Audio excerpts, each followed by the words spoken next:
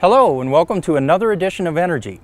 Coming up on today's show, we'll meet the new artists coming to the O'Fallon Cultural Arts Gallery. We'll also see what's in store for this year's cardboard boat races, and we'll take a look at some exciting new trips planned for this summer. This and more coming up on Energy.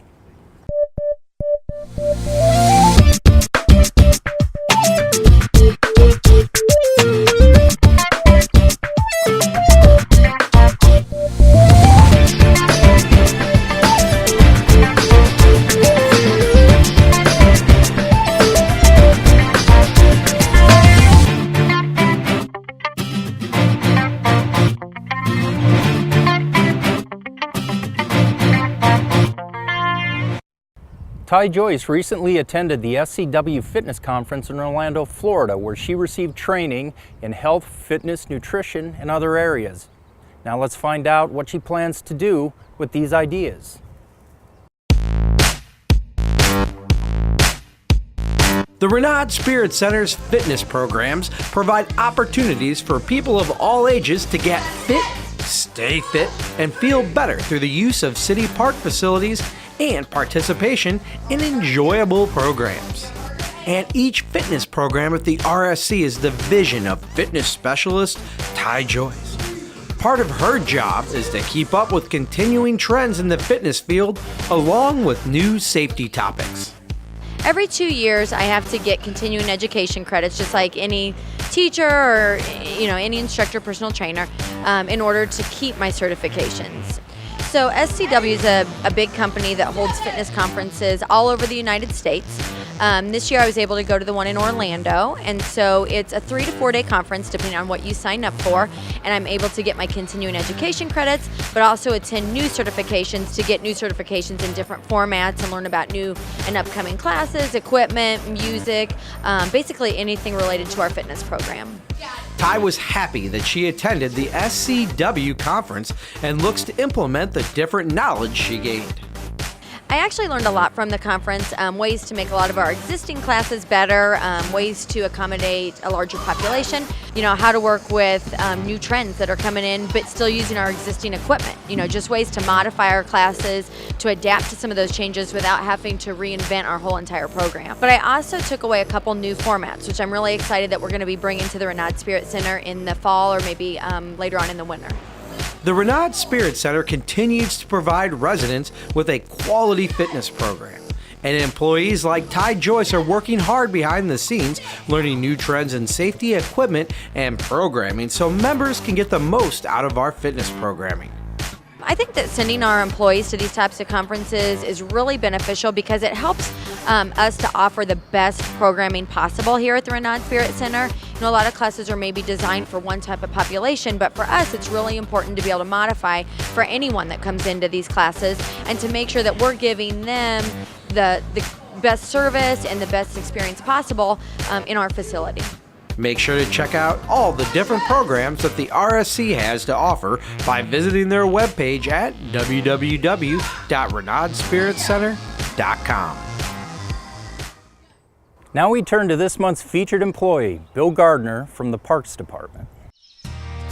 O'Fallon's popular sports park is known for two things: beautiful green fields and lots of soccer. But as you'd imagine, caring for this 95-acre park is no easy task.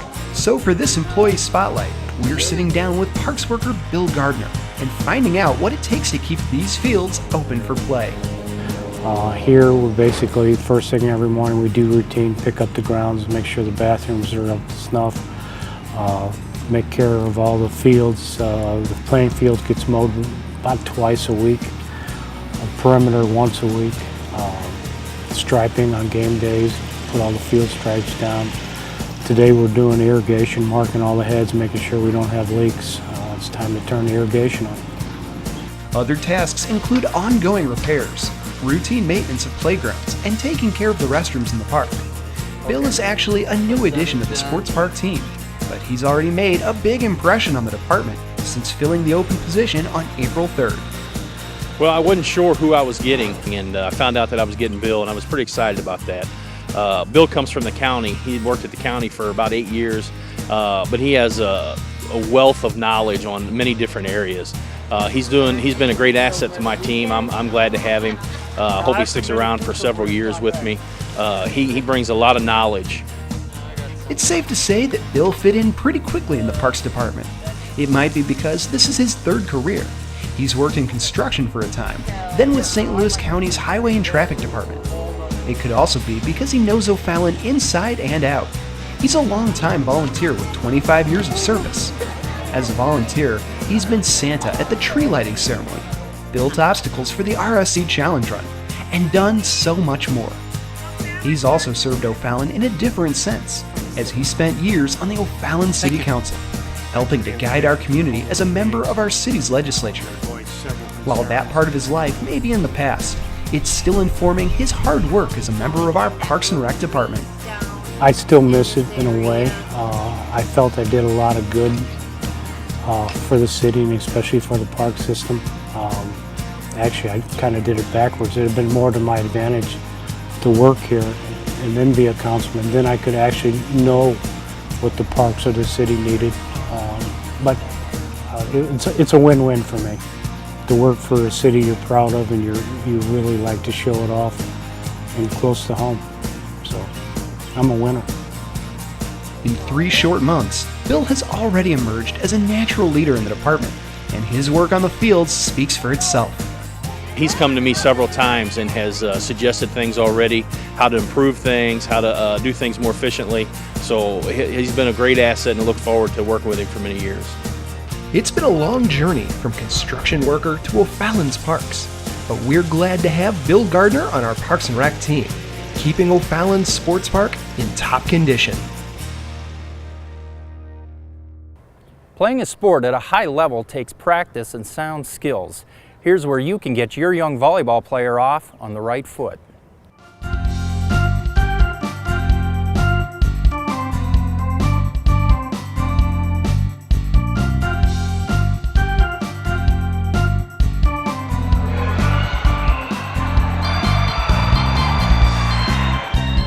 Volleyball is a fun, competitive, and cooperative sport that can be enjoyed for a lifetime. Getting good instruction on the basic skills can make the game much more enjoyable. I'm running a volleyball camp for young kids between the ages of 8 and 11 and then 12 and 15. And we're going to go over the basic skills of volleyball, but also run some fun drills that might challenge their new skills that they learn. At this level, it's really important that they begin the right skills early and that they learn what they need to know, so that way as they continue playing volleyball, they carry those proper techniques and forms through as they improve their skills. I started playing volleyball when I was in 4th grade. And I just thought it looked like a lot of fun, and I started out playing recreational volleyball at my church, and then I just continued playing, and I played club in high school, and I just found it to be a lot of fun. And I, at this point, just want to share my capabilities in volleyball, what I know with other people, and my love for the game with other people, and try to help them enjoy the game as well.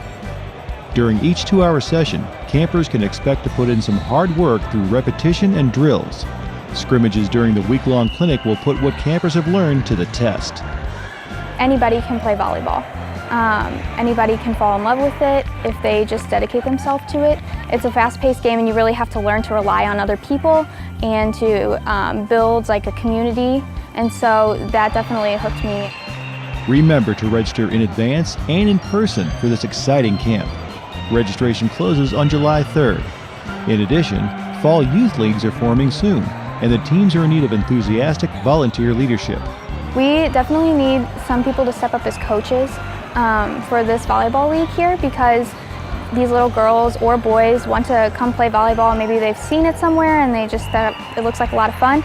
And we need some people to take charge and lead a team for them, so that way they can try out the game and enjoy it. The basic skills are not difficult to pick up, for sure. In the summer I'm working on a handbook and some videos that parents can look at and work with, so that way when they start teaching or coaching kids volleyball, they can use those. If you're willing to help out, please contact the Renaud Spirit Center. The O'Fallon Cultural Arts Gallery is getting ready for another artist featuring Neil Cruel. O'Fallon's Cultural Arts is a division of the city's Parks and Recreation Department and a proud member of the Renaud Spirit Center. The Cultural Arts program is dedicated to preserving the city's past and fostering its future through visual and performing arts. And part of their mission is to showcase local artists and their fine works of art. Each quarter, a new artist fills the walls of the RSC with stunning works that all citizens can enjoy.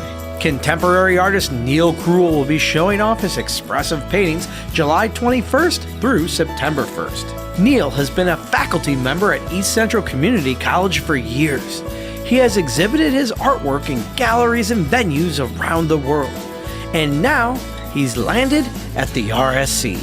It's really nice to be able to showcase your work in a solo exhibition rather than with other artists, because the viewer, they can see your work as a total. And the works I will be showing here at the Cultural Center is works on paper, acrylic, and very expressive, non-representational type of work.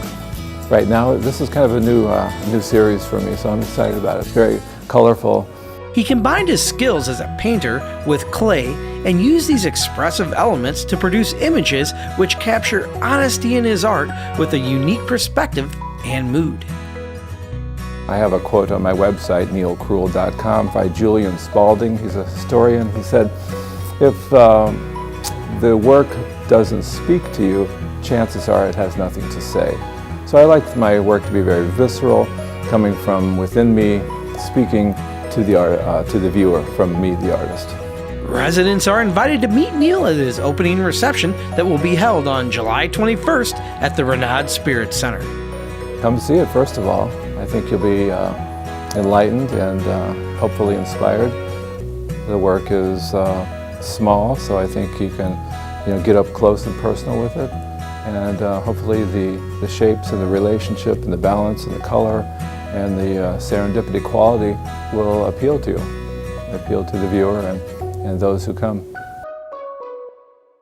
Next on Energy, we're heading over to the Alligators Creek Aquatic Center to find out how you can get signed up for the best cardboard boat races around.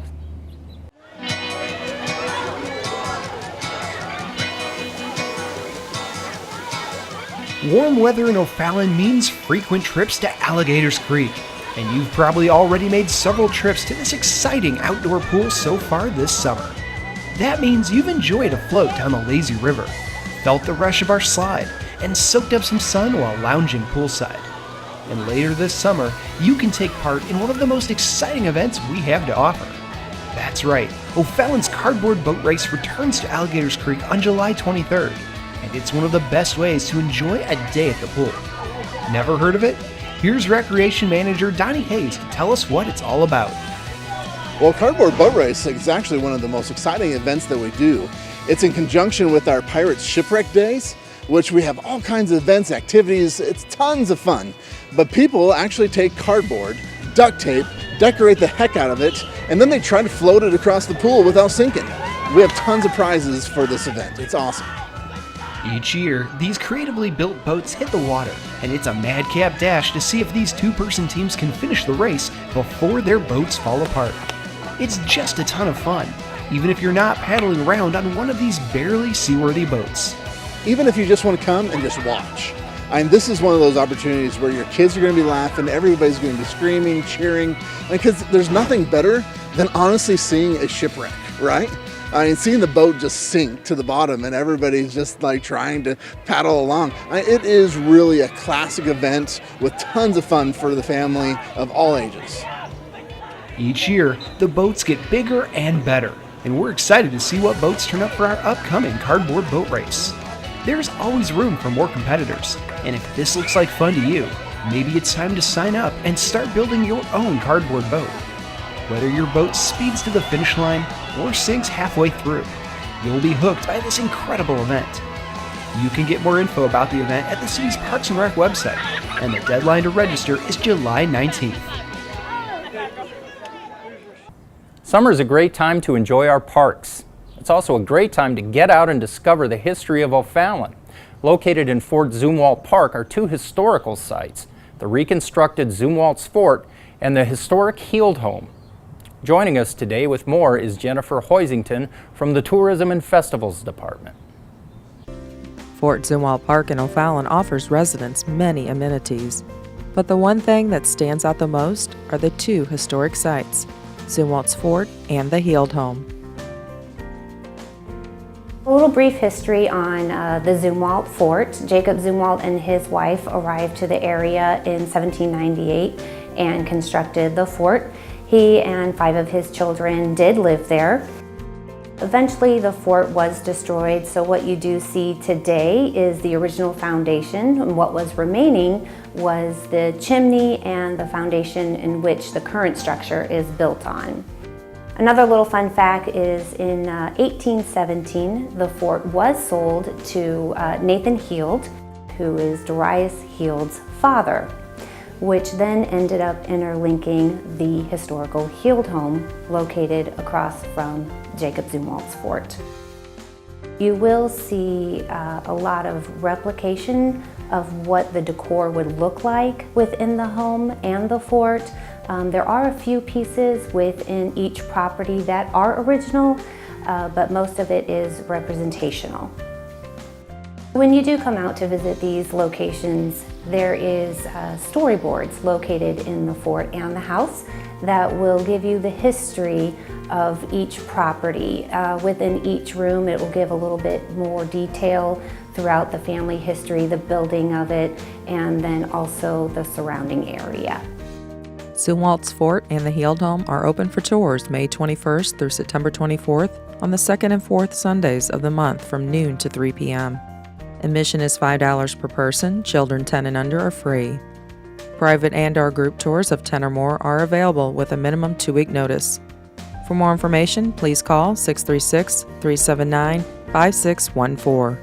For additional information, visit o'fallon.mo.us/parksandrec. Now it's time to check in with this week's community calendar. To help you choose the fitness class that's right for you, our newest issue of the Parks and Rec Guide has helpful new features. Classes have been sorted into categories such as cardio, strength, and flexibility.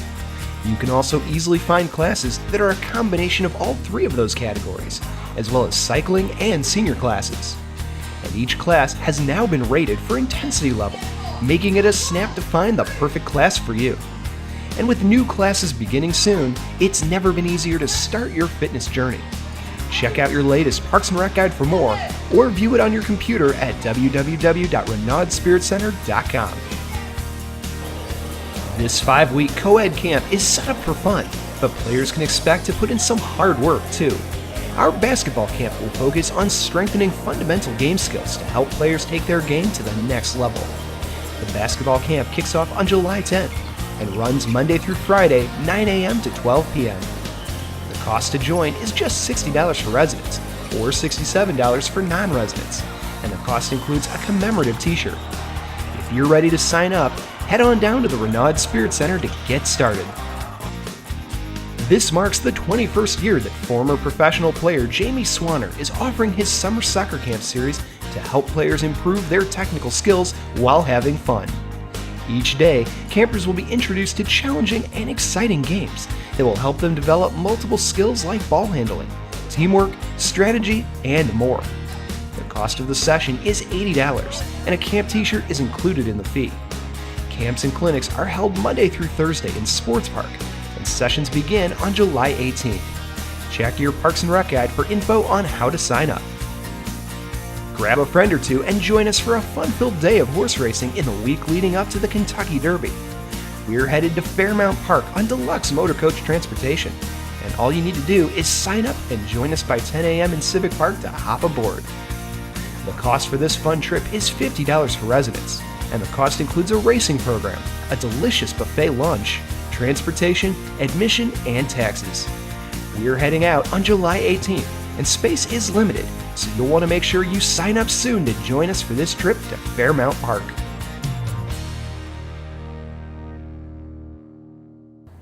That's all for today's show. Thanks for joining us. See you next time on Energy.